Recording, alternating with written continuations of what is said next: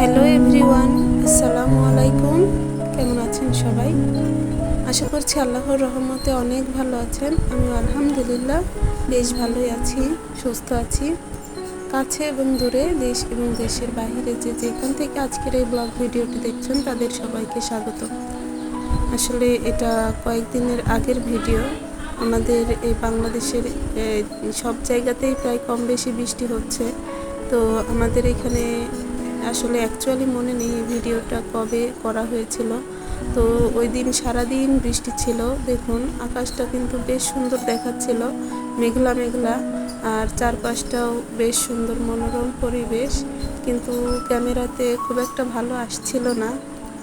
তো যাই হোক, আমি আমার মায়ের বাড়ির চারপাশটা আপনাদের একটু ভালো করে দেখিয়ে দিচ্ছি। একদম গ্রামের ভেতরে বাড়ি আর কি, সবুজের সমারোহ চারিদিকে। বাট গ্রাম বললেও ভুল হবে, এটা কিন্তু শহর বলা চলে। আসলে শহরের সব কিছু আছে এখানে, কোনো দিক থেকে কম নয়। বাট মায়ের এই সাইডের এইটুকু একটু গ্রামের মতো পরিবেশ, আসলে ফাঁকা জায়গা আছে। তো যাই হোক, দেখুন এখানে আমি তো বৃষ্টি হচ্ছে এই জন্য বসে বসে ক্রুশের কাজ করছি। একটা সাবানের খোসা তৈরি করছি। আসলে এটা অর্ডারই ছিল, তো ভাবলাম যে এইটাই বানিয়ে নিই। আর এটা অর্ডার আমি অনেক আগে পেয়েছি, অনেক রিকোয়েস্টে একজন বলেছে আমাকে একটা সাবানের সোফা বানিয়ে দাও, গামাজনি আর কি, যেটা আমরা বলি। তো আমার বড় ছেলেটা ঘুমিয়েছে, ছোট ছেলেটাও ঘুমিয়ে গেছে। আর ওর মনে হয় মেবি এটা 18 দিনের দিন। হ্যাঁ, একটু সুস্থ হয়েছি, যার জন্য এই কাজটা আর কি হাতে নিয়েছি। তা না হলে কিন্তু ওর আব্বু বেশ রাগারাগি করছিল, বলছিল তোমার এইসবের দরকার নেই। তো ভাবলাম যে যখন বসে আছি একটু একটু করি। আসলে অলস মস্তিষ্ক কিন্তু শয়তানের কারখানা। তো যাই হোক, এরপর দেখুন সন্ধ্যায় আমার বড় ছেলে বলল যে আম্মু আমি সস দিয়ে পাউরুটি খাবো, আমাকে স্যান্ডউইচের মতো করে দাও। তো আমি একটুখানি যেন দেখতে সুন্দর লাগে এই জন্যই আর কি ওকে একটু ডিজাইন করে দিচ্ছিলাম। আর ও কিন্তু বেশ এনজয় করছিল। তো যাই হোক, আমি ডেকোরেশন খুব একটা ভালো পারি না কোনো কিছুতেই, বাট তারপরেও যতটুকু পারি আর কি চেষ্টা করি একটু সুন্দরভাবে গুছিয়ে করার। তো দেখুন, একটা কথা আছে, যার কেউ নাই তার আল্লাহ আছে। আসলে কথাটা কিন্তু একদমই ঠিক। আসলে আমি যেহেতু মা হয়েছি দ্বিতীয়বারের মতো, আর এই দ্বিতীয়বার মা হওয়ার জার্নিটা আমার অনেক কঠিন ছিল। তো সেই তুলনায় কিন্তু আমি যতটুকু পেরেছি আর কি, আল্লাহ আমাকে যতটুকু শক্তি দিয়েছে সেই শক্তির জন্যই কিন্তু আমার এই নর্মাল ডেলিভারিটা সম্ভব হয়েছে। আর আমার সাথেই একজন ছিল যা কিনা আর কি ওরও নর্মাল ডেলিভারি হওয়ারই কথা ছিল, বাট ওকে কিন্তু ঈদের আগের দিন সিজার করতে হয়েছিল।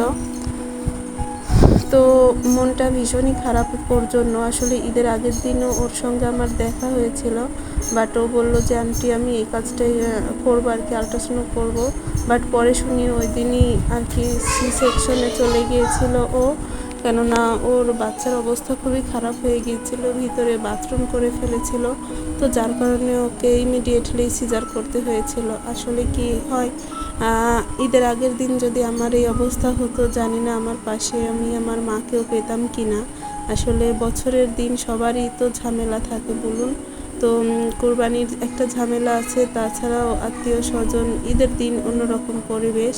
তো ওর মা কিন্তু অনেকটাই ভালো, জানি না কিভাবে সব কিছু সামলে নিয়েছে। আর এই জায়গাটায় আমার মা হলে কি করতো আমি কিন্তু নিজেও জানি না, যদিও আমার মা বেশ বিরক্ত। এই ঈদের 1 সপ্তাহ আগে আমার সন্তান হয়েছে, তারপরে উনি খুশি নয়। বাট তারপরেও এই তো নিজের বিপদ আসলে কিন্তু কাছের মানুষ দূরের মানুষ সব কিছুই বোঝা যায়। তো এই জন্যই ভাবি আল্লাহ যা করে ভালোর জন্যই করে। আসলে একটু বিপদ দিয়ে আল্লাহ দেখিয়ে দিচ্ছেন কি কাছের আর কে দূরের। তো যাই হোক, আমি আর যেহেতু কেউ নেই এজন্য আল্লাহ আমাকে সহায় হয়েছেন আর নর্মাল ডেলিভারি করার মতো সুযোগ আমাকে করে দিয়েছেন। তো এইখানে আমি বিছানাগুলো দেখুন গুছিয়ে নিচ্ছি। আর আমার কথাতে কেউ প্লিজ মাইন্ড করবেন না, আমি এখানে কিন্তু আমার মায়ের বদনাম করছি না, আসলে যেটা বাস্তব সেটাই তুলে ধরছি। এখানে আমার বাবু সোনাটার জন্য বিছানা করে রেখেছি। আর বিছানাটা এখন একটু ঝাড়ু দিয়ে নিব। আসলে কি বাচ্চাদের এই সময় কিন্তু প্রচুর আর কি ন্যাকড়া জাতীয় কাপড় লাগে নরম, তো সেই জন্য আর কি চারিদিকে যেখানেই থাকি সেখানেই অনেকগুলো কাপড় জমা হয়ে যায়। ও সারাদিন কতবার বাথরুম করে এর কোনো হিসেব নেই।